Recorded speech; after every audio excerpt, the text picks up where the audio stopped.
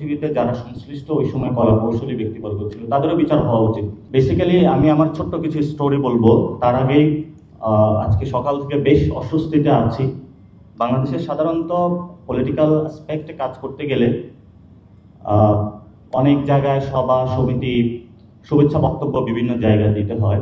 এর মধ্যেই last couple of days ago আমি ৭১ টিভিতে একটা ইন্টারভিউ দিয়েছিলাম এবং সেখানে হলো তাদের প্রতিষ্ঠা শুভেচ্ছা একটা বক্তব্য দিয়েছিলাম প্রতিষ্ঠা বার্ষিকীর।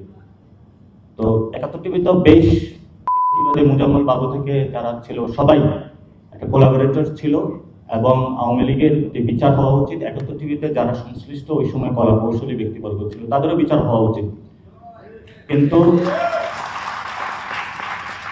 পরবর্তীতে আমি শুভেচ্ছা বক্তব্য দিয়েছি যেহেতু টিভি চ্যানেলটা চলমান রয়েছে এবং অনেকেই নতুন ম্যানেজমেন্ট এসেছে।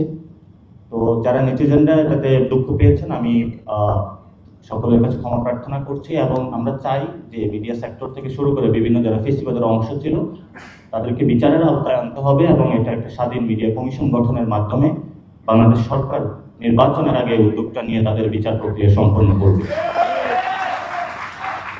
দ্বিতীয়ত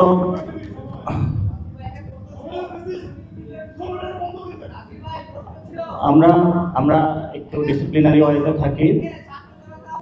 এটার যে ৭১ টিভিতে আমরা যখন আন্দোলন করতেছিলাম, ক্যাম্পাসে আন্দোলন করতেছিলাম, তখন একটা সময় কিন্তু আমরা বয়কট করেছিলাম। আরো অনেকগুলো টিভি চ্যানেল ছিল। তবে আমরা সরকারকে আহ্বান জানাবো যে একটা স্বাধীন তদন্ত মিডিয়া কমিশন গঠন করা হোক।